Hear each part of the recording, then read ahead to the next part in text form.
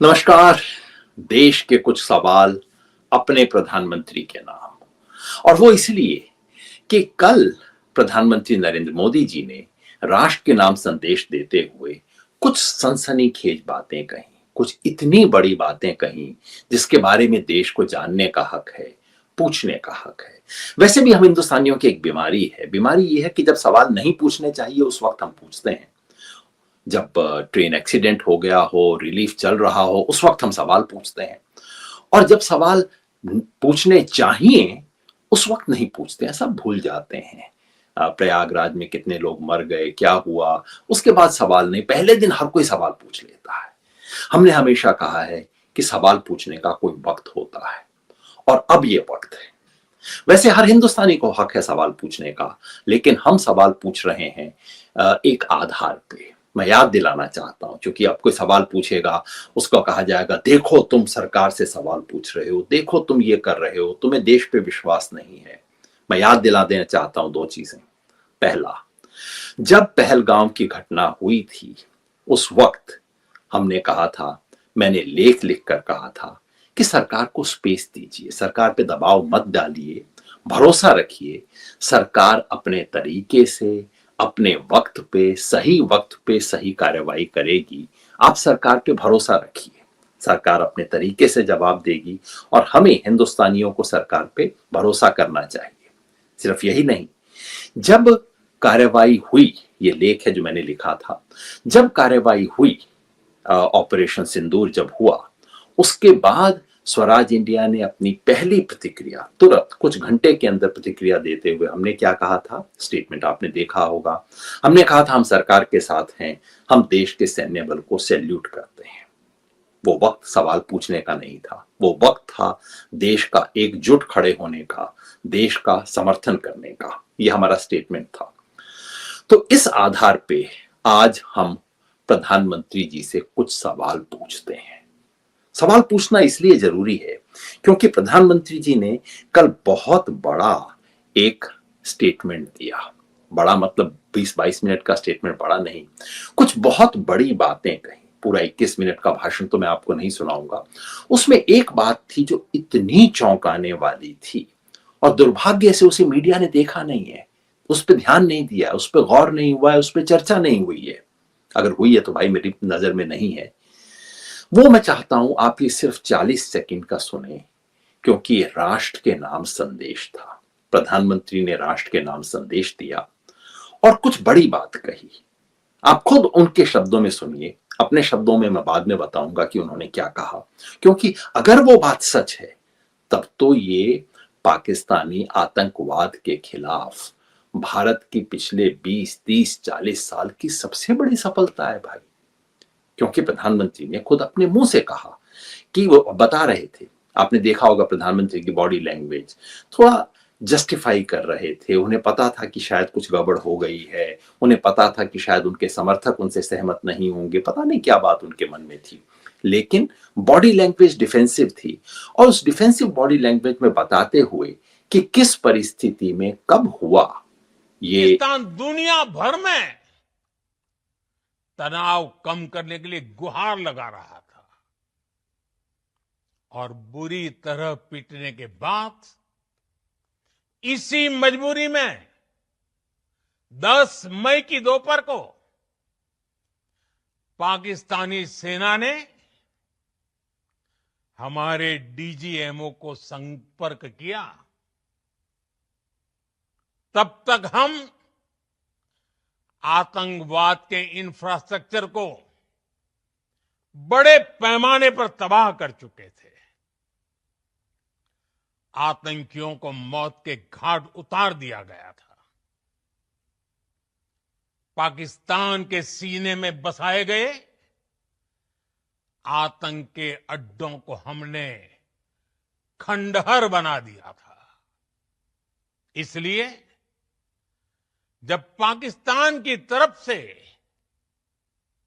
गुहार लगाई गई, पाकिस्तान की तरफ से जब ये कहा गया कि उसकी ओर से आगे कोई आतंकी गतिविधि और सैन्य दुस्साहस नहीं दिखाया।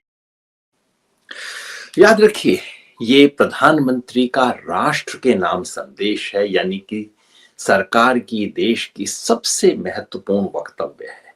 याद रखिए, रिकॉर्डेड है, कोई स्लिप ऑफ टंग, जुबान फिसलने की कोई गुंजाइश नहीं है, जो होनी भी नहीं चाहिए। प्रधानमंत्री के शब्द मैं आपको बता देता हूं, आखिर में जो कह रहे थे, बहुत महत्वपूर्ण शब्द हैं। प्रधानमंत्री कह रहे हैं, पाकिस्तान की तरफ से जब ये कहा गया कि उसकी ओर से आगे कोई आतंकी गतिविधि और सैन्य दुस्साहस नहीं दिखाया जाएगा, तो भारत ने भी उस पर विचार किया।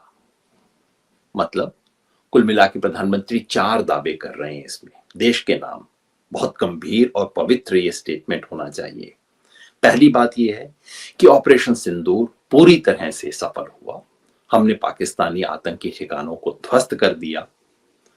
दूसरे, इसलिए चूंकि पाकिस्तान के आतंकी ठिकाने ध्वस्त हो गए, पाकिस्तान के ऊपर बुरी तरह से हमला हुआ, पाकिस्तानी फौज घबरा गई, इसलिए पाकिस्तान ने सीधे भारत से युद्ध विराम की अपील की, गुहार की। मतलब गिड़गिड़ाते हुए जो बोलता है, गुहार बोलते हैं। पाकिस्तान ने सीधे भारत से अपील की।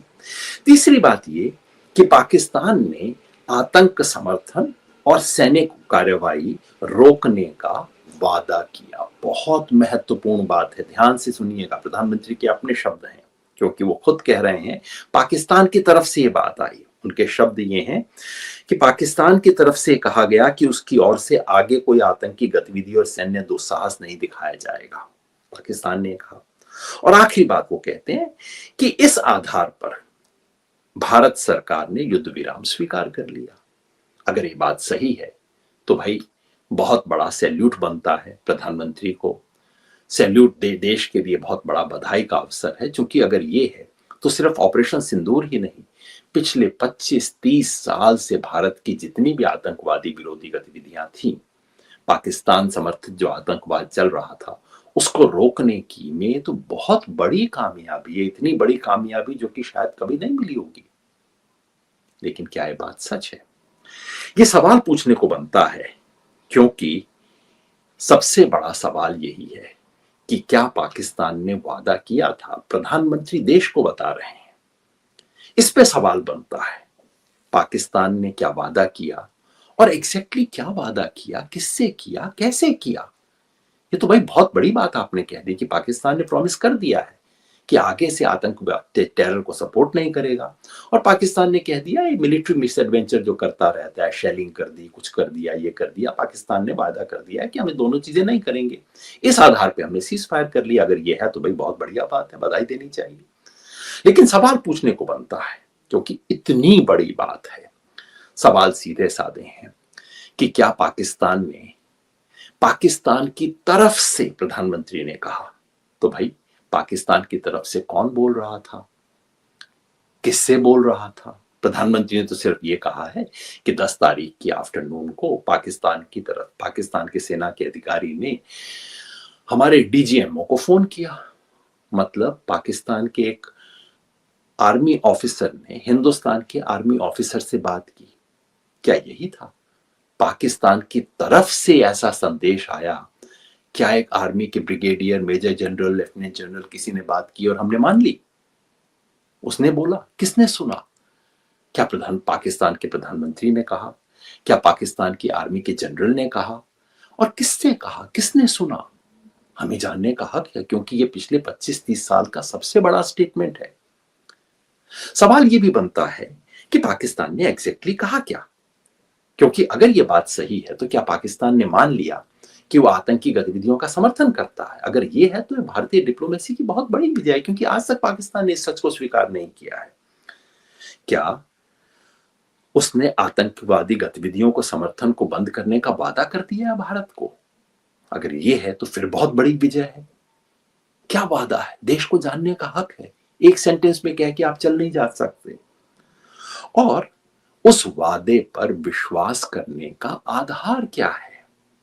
भाई पाकिस्तान लिख के आपको दे, पाकिस्तान ने आपको एक स्टेटमेंट दिया जो आप दुनिया के सामने रख सकते हो, बिल्कुल सही बात है, आप मानना पड़ेगा। कम से कम एक देश है, अगर देश का प्रधानमंत्री कहता है, प्रधानमंत्री के आश्वासन पे जॉइंट सेक्रेटरी साइन करता है, जैसे कि दुनिया में समझौते साइन किए जाते हैं, बिल्कुल ठीक बात है। लेकिन क्या आपने सिर्फ किसी ने फोन पे बात की, किसी से फोन पे बात हुई और आपने विश्वास कर लिया? कैसे विश्वास कर लिया? और उस पर विश्वास करने से पहले पाकिस्तान गुहार लगा रहा था। प्रधानमंत्री कहते हैं पाकिस्तान मतलब गुहार, मतलब हाथ जोड़ के कह रहा था प्लीज प्लीज प्लीज, अब बस बहुत हमारी हालत हो गई, अब छोड़ दो। तो भाई आपने कोई शर्त नहीं लगाई, आपने ये नहीं कहा कि वो 4 आतंकवादी कौन है हमारे हवाले करो, या उन आतंकवादियों के जो माइंडर थे, उनके जो बॉस थे पाकिस्तान में, उन्हें हमारे हवाले करो। अच्छा बाकी सब छोड़ दीजिए, आपने ये नहीं कहा कि बीएसएफ का जवान साहू जो पाकिस्तान में इस वक्त पकड़ा हुआ है, जो गलती से पाकिस्तान बॉर्डर पे चला गया था, पाकिस्तान ने कहा कि हाँ हमने पकड़ के रखा हुआ है, आपने इतना भी नहीं कहा कि साहू को वापस करो। पाकिस्तान गुहार लगा रहा था, गिड़गिड़ा रहा था, कह रहा था कान पकड़ के कि आगे से नहीं करेंगे, और आपने कहा बस ठीक है कोई बात नहीं, साहू को भी वापस मत करो। ये कैसी भी देश नीति है भाई, क्या चीज है? देश को जानने का अधिकार है। और उसके 3 घंटे बाद जब युद्ध विराम को तोड़ा गया, जब ड्रोन आने शुरू हुए, जब तमाम चीजें हुई जिसका भारतीय टीवी के अंदर बताया गया, और भारत के विदेश सचिव ने जिसके बारे में स्टेटमेंट दिया कि हाँ ये पाकिस्तान कर रहा है, तो भाई 3 घंटा पहले उसने वादा किया था। ऐसा क्या वादा था जिसपे आपको 3 घंटा पहले भरोसा करने का अधिकार था, और 3 घंटे बाद वो टूट गया और आप कुछ नहीं कर सकते? ये क्या है? देश को जानने का अधिकार है प्रधानमंत्री जी। ये वादा किसने किया था, किससे किया था, किस स्वरूप में किया था? लिखित था, जुबानी था तो विश्वास क्यों किया गया? लिखित था तो कहां है? दीजिए, देश के सामने रखिए, दुनिया के सामने रखिए, ये कोई छोटा मामला नहीं है। दूसरा सवाल, दूसरा बड़ा सवाल वो ये कि ये क्या सीधे भारत और पाकिस्तान की बात हुई? प्रधानमंत्री ने कहा, उनके स्टेटमेंट में पूरे 21 मिनट में किसी और देश का जिक्र नहीं है, कोई बात ही नहीं है। तो प्रधानमंत्री साहब कह रहे हैं कि भाई हमने हमला किया, पाकिस्तान की हालत पतली हो गई, पाकिस्तान ने हमें फोन किया, हमने माफी मांगी, गिड़गिड़ाया, गुहार लगाई, हमने मान लिया। तो भाई क्या इसके अंदर और कोई शामिल नहीं है?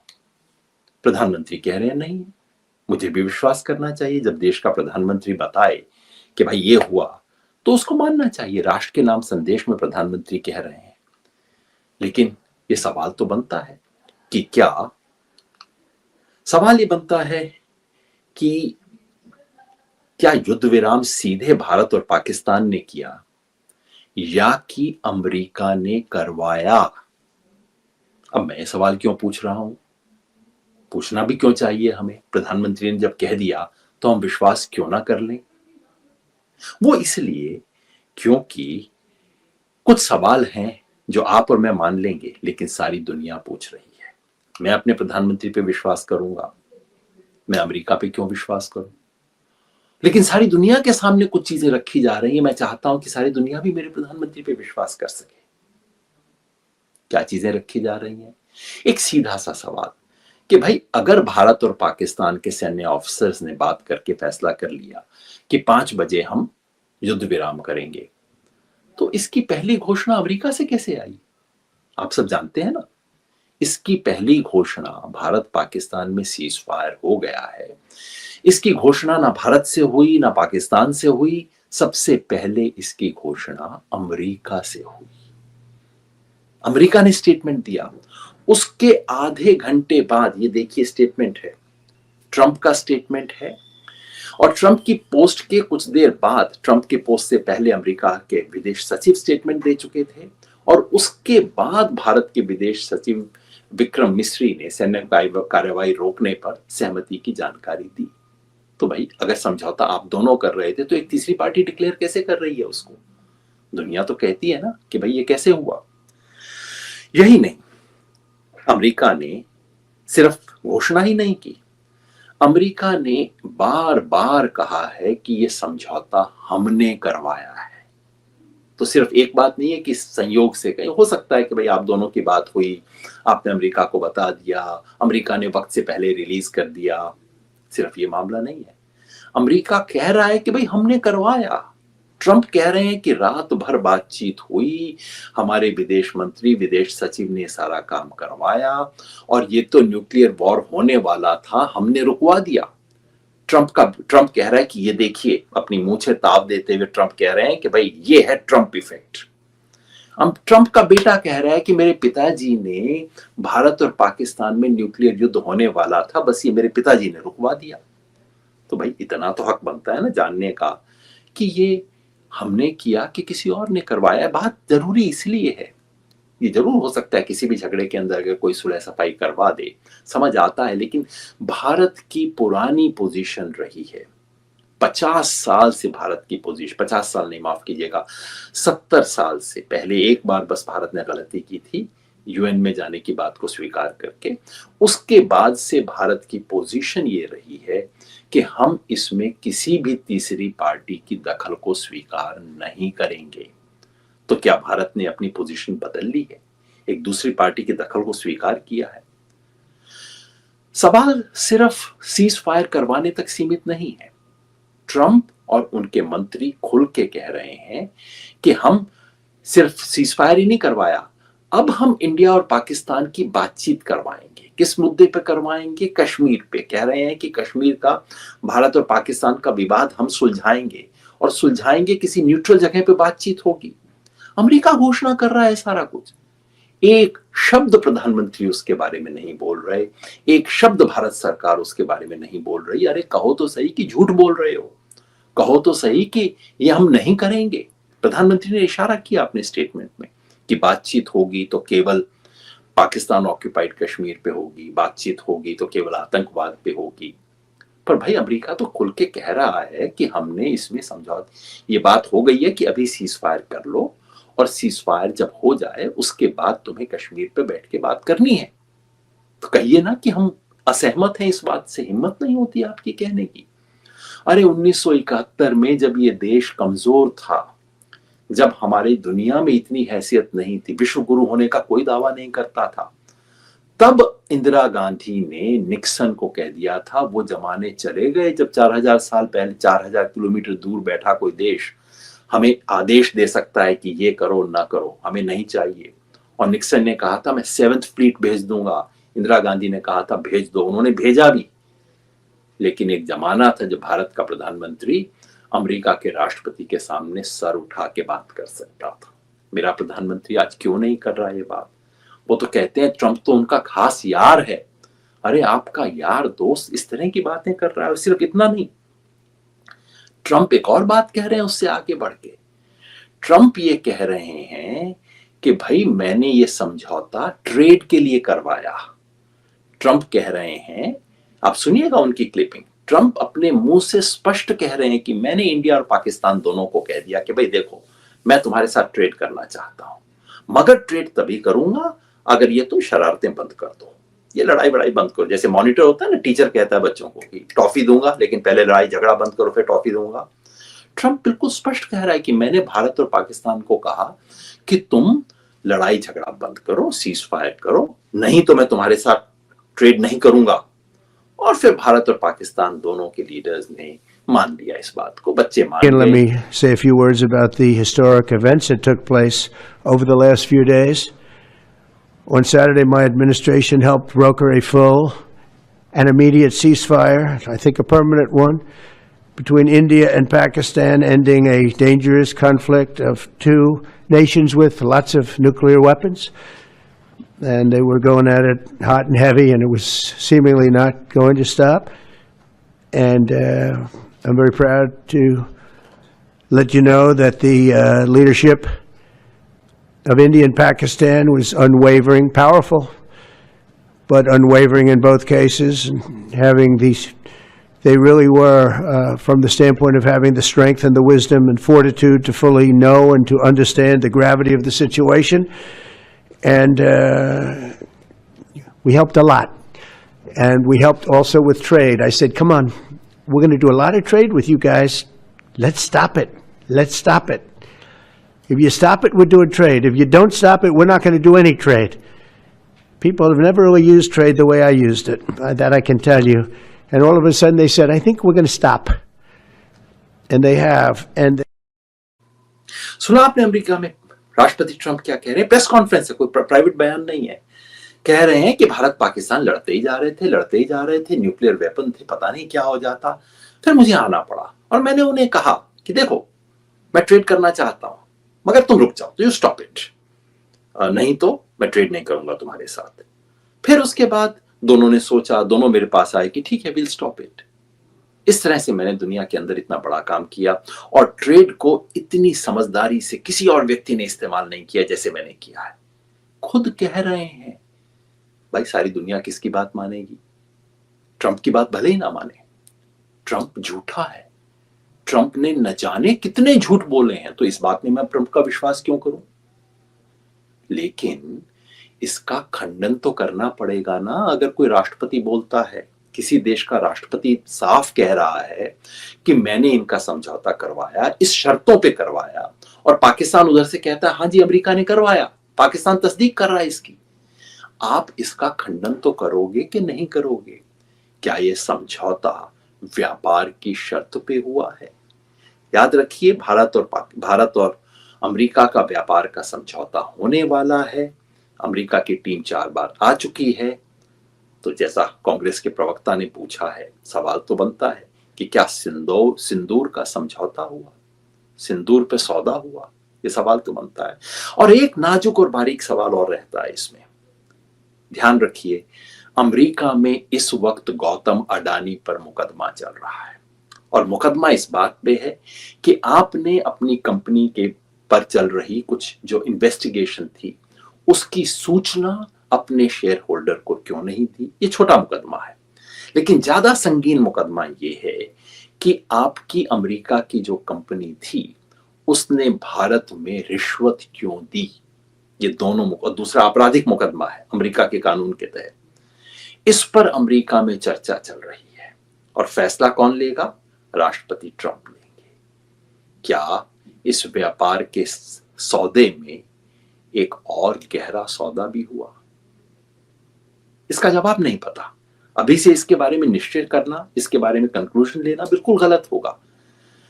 लेकिन प्रधानमंत्री और गौतम अडानी के रिश्ते देखते हुए ये सवाल हर हिंदुस्तानी के मन में आएगा। हर हिंदुस्तानी चाहेगा कि इसकी पूरी सफाई देश के सामने रखी जाए। और ध्यान से देखिएगा, अगले कुछ दिनों में, अगले कुछ हफ्तों में गौतम अडानी के केस में क्या होता है। क्या राष्ट्रहित और अपने मित्र के व्यावसायिक हित में कुछ समझौता हुआ? सवाल बहुत हैं, सवाल और भी हैं, और सवाल हैं जिनके बारे में अभी तक जवाब नहीं दिया गया। सवाल जो पहले भी पूछे जाने चाहिए थे, लेकिन हमने पूछे नहीं थे। लेकिन अब सब वक्त है वो सवाल भी पूछने का। और सवाल जो बाकी हैं, पहला सवाल कि जब पहलगाम में सरकार को पहले से इंफॉर्मेशन थी, बिल्कुल वैसे ही जैसे पुलवामा में 11 बार इंफॉर्मेशन मिल चुकी थी सरकार को, जिसके बाद ये घटना हुई थी। पहलगाम में इंफॉर्मेशन थी, प्रधानमंत्री का दौरा श्रीनगर में होने वाला था, वो कैंसिल किया गया। खबर थी कि टूरिस्ट लोगों पर हमला होगा, उसके बाद टूरिस्ट लोगों को बचाने के लिए कुछ क्यों नहीं किया गया। सवाल ये भी है कि जब ऑपरेशन सिंदूर शुरू हुआ और आपको पता था पाकिस्तान की तरफ से जवाबी कार्रवाई होगी, और आपको ये भी पता था सबसे साधारण कार्रवाई जो होगी वो पुंछ इलाके में, जहां आमने सामने गांव है, पाकिस्तान पहाड़ी पे है, वो वहां से गोले फेंकता है, हमारे गांव में आते हैं, उन गांवों को खाली क्यों नहीं करवाया गया। 26 लोग पहलगाम में मारे गए हिंदुस्तानी, हम उन पे पूरा देश शोक में है, पूरा देश क्षुब्ध है। और ये जो 22 लोग पुंछ में मारे गए, जिन्हें बचाया जा सकता था, जिस गांव खाली करवाने थे, उसके बारे में कोई चर्चा क्यों नहीं होती, इस पे सवाल क्यों नहीं पूछे जाते। सवाल ये भी है कि आतंकवादियों के मंसूबों को सफल करने वाली हिंदुस्तान में जो जो कार्रवाइयां हुई, उनके खिलाफ कार्रवाई क्यों नहीं होती। भारत के विदेश सचिव मिस्री ने बिल्कुल स्पष्ट रूप से वार्ता में कहा था कि आतंकवादियों का मंसूबा यह था कि भारत में सांप्रदायिक दंगे करवाए जाएं। भारत और बाकी भारत और कश्मीर में खाई को बढ़ाया जाए। एग्जैक्टली मैं यही बात पहले दिन से कह रहा हूं कि आतंकवाद ये दो चीजें चाहते थे, इसलिए चुन चुनकर हिंदुओं को मारा गया ताकि भारत में हिंदू मुसलमान दंगे हो, हिंदू मुसलमान नफरत पैदा हो। इसलिए जो तमाम लोग हिंदू मुसलमान की नफरत देश में फैला रहे थे वो आतंकवादियों के मंसूबों को कामयाब कर रहे थे। मेरी सरकार ने उनके खिलाफ कार्रवाई क्यों नहीं की गई? उन तमाम लोगों के खिलाफ जिन्होंने हिंदू मुस्लिम नफरत फैलाने की कोशिश की पहलगाम के बाद, उन लोगों के खिलाफ जिन्होंने देश में अलग अलग जगह पे कश्मीरियों के खिलाफ हमले किए, कश्मीरियों को निकाला, पीटा, ये देशद्रोह का काम था, क्योंकि एग्जैक्टली ये वही चीज थी जो कि आतंकवादी चाहते थे। उनके खिलाफ कोई कार्रवाई क्यों नहीं हुई? सवाल ये भी है कि एक शहीद जवान की विधवा, नरवाल की विधवा ने जब सिर्फ इतना कहा कि इसके लिए मुसलमानों और कश्मीरियों को टारगेट मत बनाइए, एग्जैक्टली वो चीज जो कि एक हिंदुस्तानी को कहनी चाहिए थी, एग्जैक्टली वो चीज जो भारत के प्रधानमंत्री को कहनी चाहिए थी, जो उस वक्त राष्ट्र हित में थी, वो बात उसने कही। और उसके ऊपर जो उसे जलील करने की कोशिश जिन लोगों ने की, ये सिर्फ एक सैनिक का, शहीद सैनिक का अपमान नहीं था, ये भारत का अपमान था। उसके खिलाफ तमाम तरह के हमला करने वाले लोगों पे कोई कार्रवाई क्यों नहीं हुई? प्रधानमंत्री के खिलाफ एक शब्द बोल देता है, एफआईआर हो जाती है, उस सवाल पे कुछ क्यों नहीं हुआ? विदेश सचिव मिस्री के बारे में कुछ हुआ हरकत? पूरी ब्यूरोक्रेसी, आईएएस, आईपीएस, देश सब कोई खड़े हो गए। अरे शहीद की विधवा के साथ तुम खड़े नहीं हो सकते जब उसके साथ एग्जैक्टली यही सब कार्रवाई हुई? क्या अब उस पर कार्रवाई की जाएगी?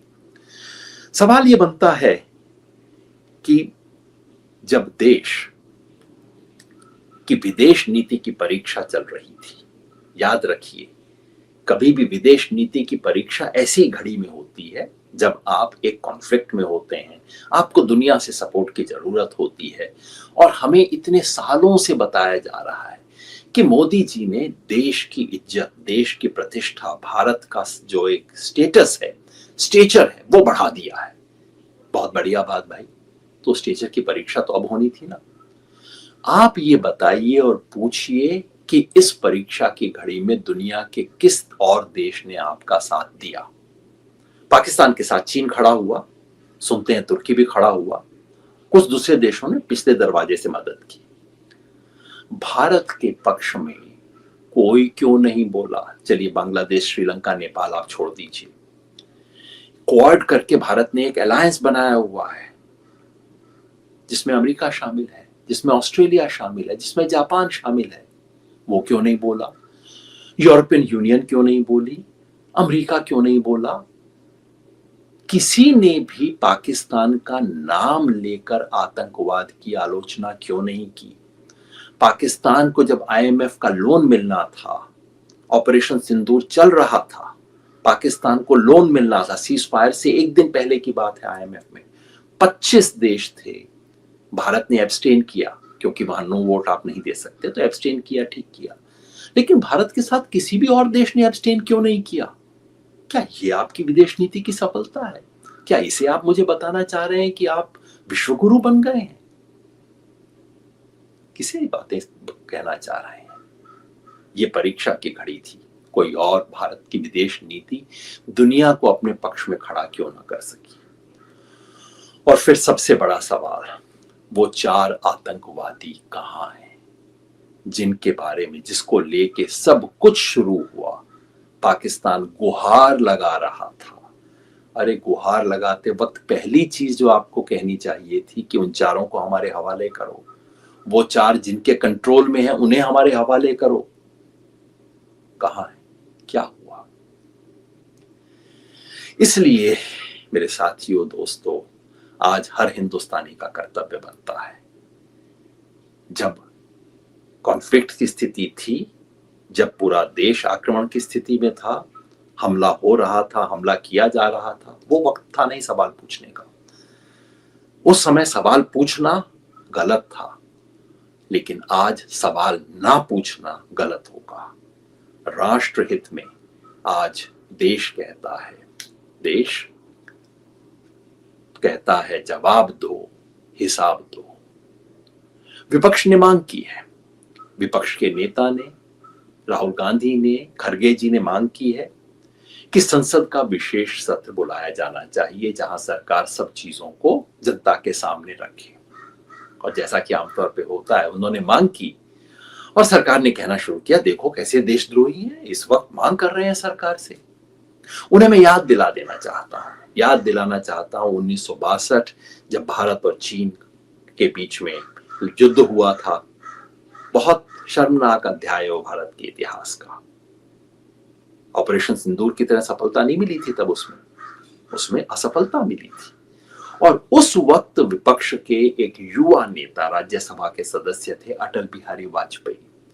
उन्होंने 26 अक्टूबर को चिट्ठी लिखकर प्रधानमंत्री जवाहरलाल नेहरू से मांग की थी कि संसद का विशेष अधिवेशन होना चाहिए, इस पर चर्चा होनी चाहिए, सरकार सामने आए, जवाब दे। और उस जमाने में 8 नवंबर को वाकई संसद का विशेष अधिवेशन हुआ, जिसमें अटल बिहारी वाजपेयी ने सरकार पे हमला बोला, रामन और लोहिया ने सरकार से कड़े सवाल पूछे। उस जमाने के विदेश मंत्री कृष्ण मेनन को रक्षा मंत्री कृष्ण मेनन को इस्तीफा देना पड़ा। देश ने सवाल पूछे, देश ने जवाब मांगे और जवाहरलाल नेहरू तक को जवाब देना पड़ा। इसलिए आज अगर विपक्ष कह रहा है, विपक्ष का नेता कह रहा है कि संसद में का विशेष अधिवेशन होना चाहिए, तो ये राष्ट्रहित की बात है, ये हम सबके हित में है। सवालों का जवाब मिले। विपक्ष ने तो ये भी कहा है कि अधिवेशन तो बाद में बुलाइएगा, पहले एक ऑल पार्टी मीटिंग तो बुला लीजिए, और ऑल पार्टी मीटिंग में प्रधानमंत्री बैठे। तो इधर ऑल पार्टी मीटिंग होती है, प्रधानमंत्री बिहार के अंदर चुनावी रैली एड्रेस कर रहे होते हैं। नहीं प्रधानमंत्री जी, आज वो देश जिसने आप पे भरोसा किया, वो देश जिसने आपको राष्ट्रहित का समर्थक माना, वो देश जिसने पहलगाम के बाद आप पर विश्वास किया, इंतजार किया, वो देश जो कि ऑपरेशन सिंदूर में आपके साथ खड़ा रहा, सैन्य बलों के साथ खड़ा रहा, वो देश सैन्य बलों से जवाब नहीं मांग रहा। उन्होंने जो किया सही किया। युद्ध होता है, नुकसान भी होता है, फायदे भी होते हैं, गिरते भी हैं, उठते भी हैं, सब कुछ होता है। देश सैन्य बलों से सवाल नहीं पूछ रहा, देश आपसे सवाल पूछ रहा है कि आपने जो बहुत बड़े बड़े दावे किए उसका क्या हुआ? क्या आप राष्ट्रहित के वाहक हैं? क्या नेशनल इंटरेस्ट को प्रोटेक्ट करने की जिम्मेवारी के काबिल हैं? ये जवाब आपको देश के सामने रखना होगा, संसद के सामने रखना होगा। यही बात देश की तरफ से, तमाम ऐसे देशभक्तों की तरफ से मैं रखना चाहता हूं। जवाब दो, सवाल हैं, जवाब दो, हिसाब दो। जय हिंद।